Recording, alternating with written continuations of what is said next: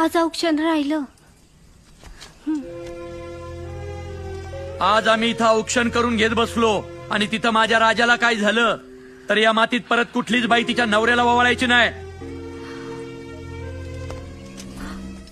रायगडावरून निरोप आला तरी जाणार नाही असा शब्द दिला होता ना तुम्ही आम्हाला.